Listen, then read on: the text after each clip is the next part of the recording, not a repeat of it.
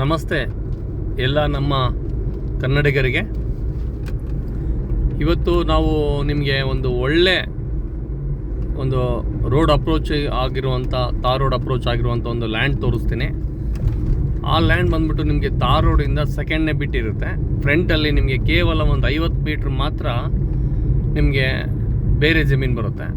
ಅದರ ಪಕ್ಕದಲ್ಲೇ ಅದಕ್ಕೆ ಅಟ್ಯಾಚ್ ಆಗಿ ನಿಮಗೆ ಒಂದು 30 ಎಕರೆ ಲ್ಯಾಂಡ್ ತೋರಿಸ್ತಾ ಇದ್ದೀನಿ. ಆ ಲ್ಯಾಂಡ್ ಹೇಗಿದೆ, ಅಲ್ಲಿ ನೀರು ಹೇಗಿದೆ, ಅಲ್ಲಿ ವಾತಾವರಣ ಏನು, ಮಣ್ಣು ಯಾವ ಗುಣಮಟ್ಟದ್ದು, ಮತ್ತು ಬೆಲೆ ಏನಾಗ್ಬೋದು, ಮತ್ತು ನಮ್ಮ ಚಿತ್ರದುರ್ಗ ಜಿಲ್ಲೆಯಲ್ಲಿ ಈ ಜಮೀನಿಗೆ ಅಥವಾ ನಮ್ಮ ಚಳ್ಳಕೆರೆಯಿಂದ ಜಮೀನಿಗೆ ಎಷ್ಟು ಡಿಸ್ಟೆನ್ಸ್ ಆಗುತ್ತೆ ಅಂತ ಹೇಳ್ಬಿಟ್ಟು ಸಂಪೂರ್ಣವಾದಂಥ ಮಾಹಿತಿ ಕೊಡ್ತೀನಿ ನೋಡಿ. ಈ ತಾರ್ ರೋಡ್ ಅಪ್ರೋಚಿಂದ ನಿಮಗೆ 2ನೇ ಬಿಟ್ಟು ಒಳ್ಳೆ ಕೆಂಪು ಮಣ್ಣು ಕೂಡಿರುವಂಥ ಒಂದು ಸಾಯಿಲು.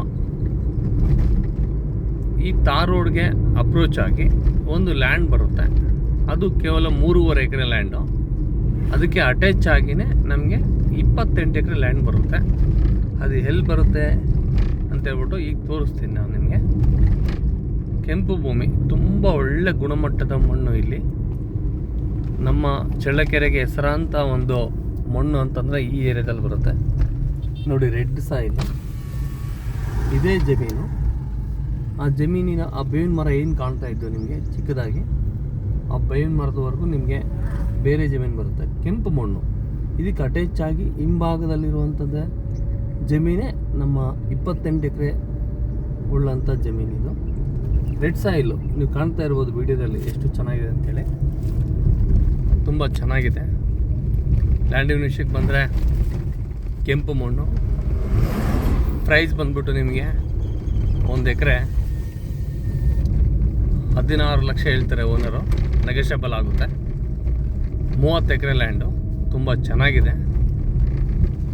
ಇನ್ನೊಂದು ಏನಪ್ಪ ವಿಶೇಷ ಅಂತಂದರೆ ಇಲ್ಲಿ ಮಣ್ಣಿಗೆ ನೀವು ದಾಳಿಂಬೆ, ಪಪ್ಪಾಯಿ, ತರಕಾರಿಗಳು ಮತ್ತು ಎಲ್ಲ ವಿಧವಾದಂಥ ನೀವು ದವಸ ಧಾನ್ಯಗಳು ಬೆಳೀಬೋದು.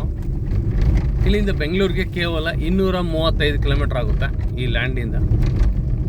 ನಮ್ಮ ಚಳ್ಳಕೆರೆಗೆ ಬಂದ್ಬಿಟ್ಟು 35 ಕಿಲೋಮೀಟ್ರ್ ಆಗುತ್ತೆ.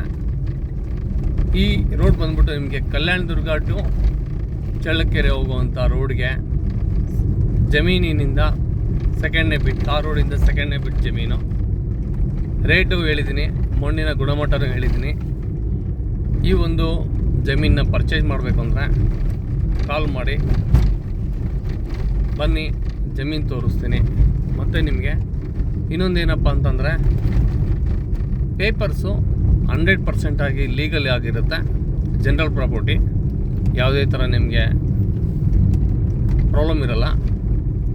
ಎಲ್ಲ ನಮ್ಮ ರೈತ ಬಾಂಧವರಿಗೆ ಮತ್ತೊಮ್ಮೆ ನನ್ನ ಹೃದಯಪೂರ್ವಕ ವಂದನೆಗಳು ಹೇಳ್ತಾ ಈ ವಿಡಿಯೋನ ಮುಕ್ತಾಯ ಮಾಡ್ತಾಯಿದ್ದೀನಿ. ಎಲ್ಲರಿಗೂ ಯುಗಾದಿ ಹರ್ಷ ತರಲಿ. ಈ ಯುಗಾದಿಯಲ್ಲಿ ಹೊಸ ಜಮೀನನ್ನು ಪರ್ಚೇಸ್ ಮಾಡಲಿ ಅಂತ ಹೇಳ್ಬಿಟ್ಟು ನಿಮಗೆಲ್ಲ ಹಾರೈಸ್ತಾ ಈ 2 ಮಾತುಗಳು ಮುಗಿಸಿ ನಮಗೆಲ್ಲರಿಗೂ ಜೈ ಹಿಂದ್, ಜೈ ಭಾರತ್.